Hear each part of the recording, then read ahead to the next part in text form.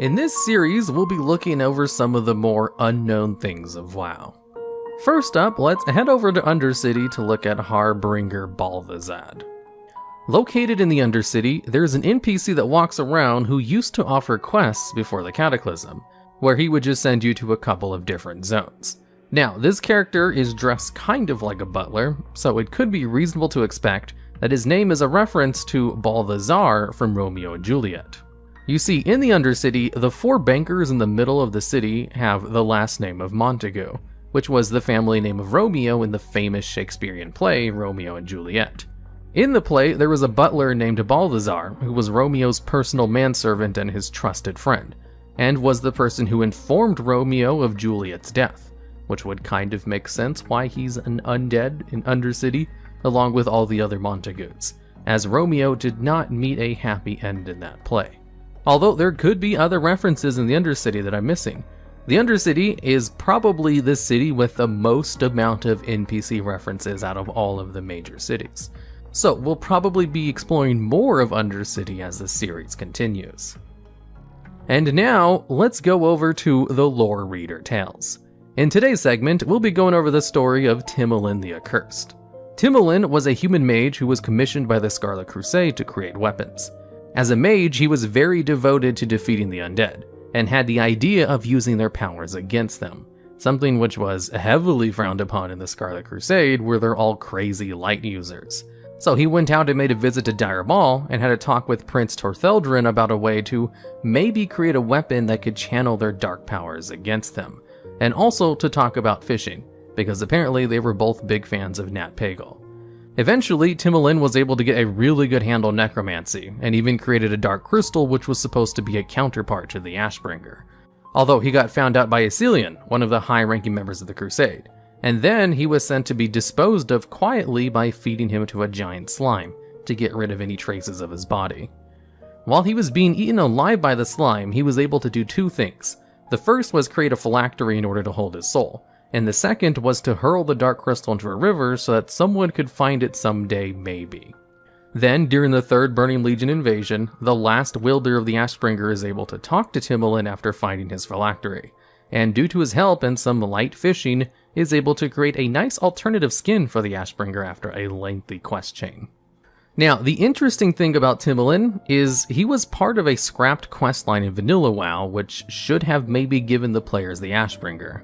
Because in Vanilla WoW, the Ashbringer was data mined to be an obtainable legendary item for players, which was later changed to Thunder Fury in the game files using the exact same item ID number. And then they just converted the Ashbringer into the Corrupted Ashbringer, which was simply a drop from a boss at Naxxramas. Before patch 1.7, players were able to loot an item called Timolain's Phylactery, which sometimes dropped from large vile slimes in the Western Plaguelands, which was a quest item that was bind on pickup, but didn't actually do anything. It was theorized that it was going to be involved with the Blackwing Lair raid, as well as a whole bunch of other clues in the game, and then they eventually abandoned the idea for Thunder Fury, which is why Timolain's Phylactery never actually did anything. You see, in the Alteric Valley, it was possible to loot an item called Nat Pagal's Guide to Extreme Angling, which only had the last page that read, and so that's where you'll find the legendary sword of the Scarlet High Lord, Ashbringer. Ain't it amazing what you run into in an ordinary day of fishing? Then later on in Dire Maul, you could find a trash item called a thoroughly read copy of Nat Pagal's Guide to Extreme Angling, which seems to indicate that the Ashbringer was related to Dire Maul in some way, which came out right before Blackwing Lair. There was also the Shendalar Zealots that would state that Prince Tortheldrin knew the location of the Ashbringer because he read the book so many times by Nat Pagal, and that if someone were to defeat Nefarian, he might loosen his lips, and then the Ashbringer could definitely be found. And yes, they did mention the Ashbringer by name, so there were some pretty convincing clues in the game. And of course, none of this happened in Vanilla WoW. Killing Nefarian did not yield anything if you went back to the Prince with his head. Not until Legion anyway, where he was involved in a quest chain to unlock the Hidden Skin, which played a heavy homage to all of the rumors. It would start out with getting both of the books, where you could then turn them into an NPC in the Paladin Order Hall, where she would then give you a complete copy of Nat Pagal's Guide to Extreme Angling that would start the quest chain. It would require you to get the head of Nefarian and then bring it to the Prince. He would then remark that someone else had already come to him many years ago with the completed book as well, also inquiring about the weapon. but since they did not have proof of Nefarian's demise, he didn't tell them anything. Although he'll then tell the location of the 2 other NPCs depending on if you're Horde or Alliance. These 2 NPCs used to have dialogues in Vanilla WoW that led to more speculation about the Ashbringer, as they both talked about how a great human wizard was commissioned by the Scarlet Crusade to fashion weapons for them, and that he was killed by the Crusade while he was working on a remarkable weapon. They will then, through a series of steps, point you to the large vile slimes that might have Timolain in his phylactery, which is just a rare mob that you have to kill that drops the phylactery. Timolain will then come out and tell you to fish up the Shard of Darkness from the river.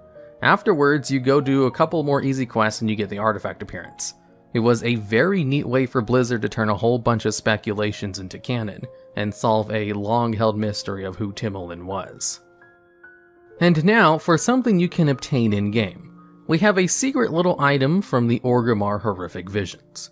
While running the Orgrimmar version of the Horrific Vision, if you enter the barbershop, which is located right between the Valley of Spirits and the Valley of Wisdom, there will be a little mini-event where a goblin will jump out and cut all your hair off.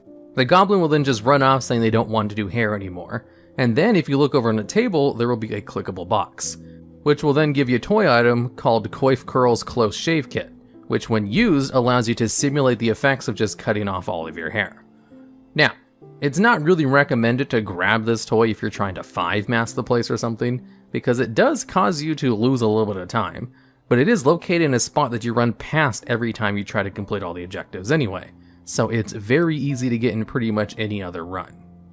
And to end off this video, we'll be going over the Unknown WoW, looking at a secret or hidden place throughout the game. This time we have the Secret Aerie.